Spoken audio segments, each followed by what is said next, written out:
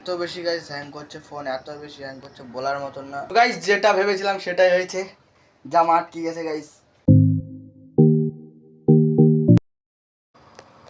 কি গাইস অনেক বেশি ফোন হ্যাং করছে, তার জন্য ভিডিও তো ছাড়া গেল না। তো আজকে ব্লগ কি হয় দেখা যাক। এত বেশি গাইস হ্যাং করছে ফোন, এত বেশি হ্যাং করছে বলার মতন না। আমার মাত্র ফোনটা 2 বছরই হয়েছে মনে হয়, 2 বছর এখনো কমপ্লিট হয়নি গাইস, তার আগে হ্যাং করা শুরু করে দিয়েছে। তো গাইস এখন এই যে ভাত বাড়া হয়ে গেছে।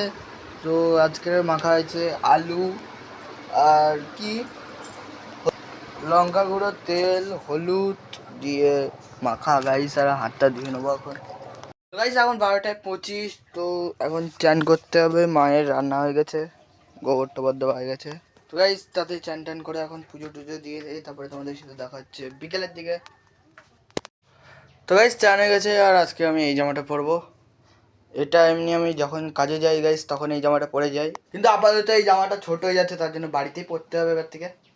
তো গাইস যেটা ভেবেছিলাম সেটাই হয়েছে, জামা আটকে গেছে গাইস, ছোট হয়ে গেছে।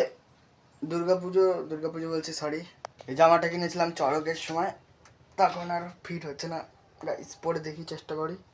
তো গাইস এরকম ফিট হয়ে গেছে, পিছনের দিকে হালকা আটকে গেছিলো, সাবান মেখেছি তো আজকে, তার জন্য পিছনের দিকে আটকে যাচ্ছিলো। তো হাতার দিকে তো একদম আটকানো আছে টাইট টাইট।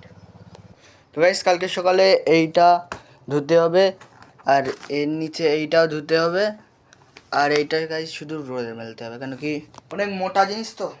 আর গাইস এখন মা পুজো দিচ্ছে আজকের। তো গাইস আমাকে আর 2 দিন পর পরীক্ষা দিতে হবে, আজকে হলো 1 তারিখ।